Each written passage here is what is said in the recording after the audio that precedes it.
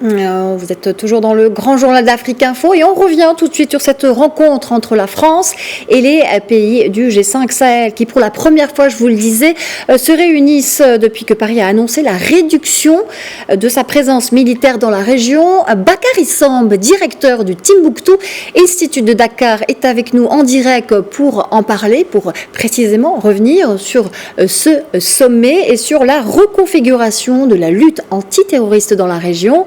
Bakary Samb, bonjour et bienvenue dans le grand journal d'Afrique Info. Bonjour. Alors, dans un premier temps, quel bilan peut-on dresser de l'opération Barkhane sur le terrain? C'est notre première question, Bakary Samb. Barkhane s'inscrit dans le cadre de la poursuite de la stratégie qui a été adoptée dès le début, c'est-à-dire la stratégie du sécuritaire après l'intervention Serval au Mali pour libérer le nord du Mali et certaines zones des groupes terroristes qui étaient installés. À partir de là, Barkhane s'est inscrit dans une forme de continuité. Cette continuité a visé ce qu'on appelle l'élimination des cibles, c'est-à-dire la lutte contre le terrorisme par l'élimination des éléments qui étaient présents sur le terrain. Cela n'a pas été une grande réussite au regard des moyens investis, au regard de la présence, de son symbolisme et des résultats obtenus sur le terrain. De sorte que l'opération Barkhane a suscité des critiques non seulement au sein de la population malienne, de la société civile, mais aussi au sein même des militaires et des observateurs de la région. Aujourd'hui, le bilan est quand même un bilan mitigé, avec des groupes terroristes qui n'ont pas disparu, mais qui se sont multipliés dans l'espace sahélien. L'épicentre du djihadisme a quitté le Mali pour s'étendre maintenant dans d'autres pays voisins.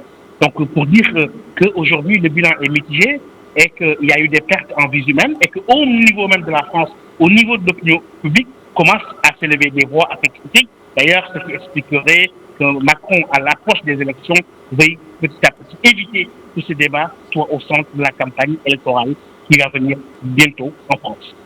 D'accord. Alors, un bilan mitigé des groupes terroristes qui se sont multipliés dans la région, dites-vous. Dans ce contexte, le redéploiement des soldats français au sein de la force européenne Takuba vise-t-il aussi à faire baisser le sentiment anti-français dans la région dont vous parliez à l'instant?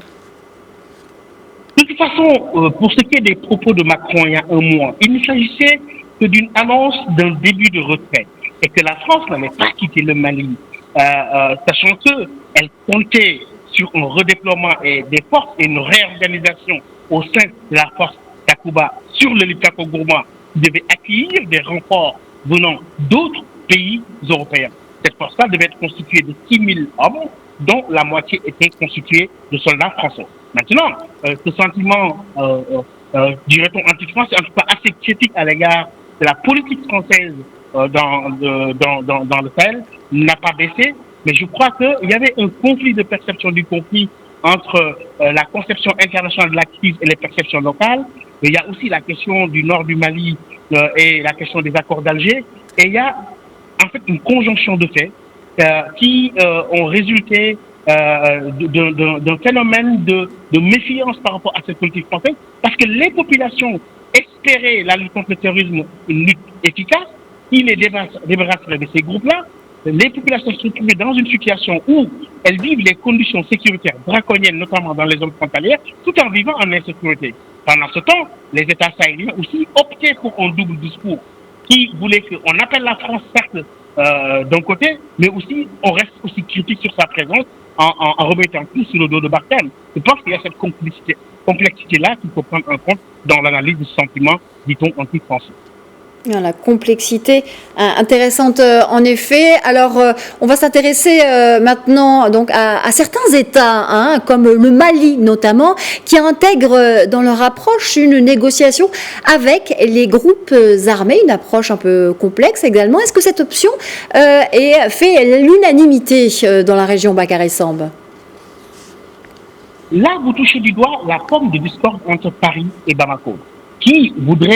Paris qui voudrait éviter de se retrouver dans un paradoxe. Le paradoxe est le suivant. Comment la France pourrait justifier au niveau de ses populations, au niveau même de son opinion publique, le fait de se trouver sur un terrain malien pour combattre des groupes terroristes, groupes terroristes avec lesquels l'État malien est en train de négocier. Et là se trouve un autre conflit de compréhension avec l'État malien, sachant que le dialogue avec les groupes extrémistes violents, les groupes terroristes maliens, c'est-à-dire Amadou Nkoufa du Front de Libération du Matina, mais aussi Iyad Ali du GLIM ou du GLIM, cela résultait des conclusions du dialogue national inclusif malien. À partir de ce moment-là, les Maliens se disent que nous pouvons parler aux acteurs maliens, quel que soit leur statut. Le Mali doit parler à tous ses enfants, y compris ses enfants égarés.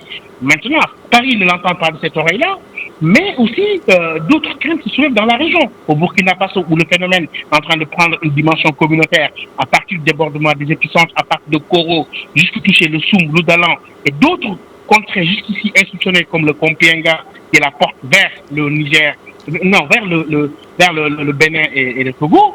Mais aujourd'hui, cette question du dialogue est la forme de discorde entre les partenaires étrangers qui ont fait l'option résolue vers la stratégie sécuritaire, maintenant doublée d'une dimension de développement, et que le Mali qui véritablement est dans une optique de réconciliation qui, selon la population malienne, passerait forcément par le dialogue qui n'est pas partagé par tout le monde. D'accord. Merci infiniment Bakary Samb pour cette analyse. Je rappelle que vous êtes directeur du Timbuktu Institute de Dakar.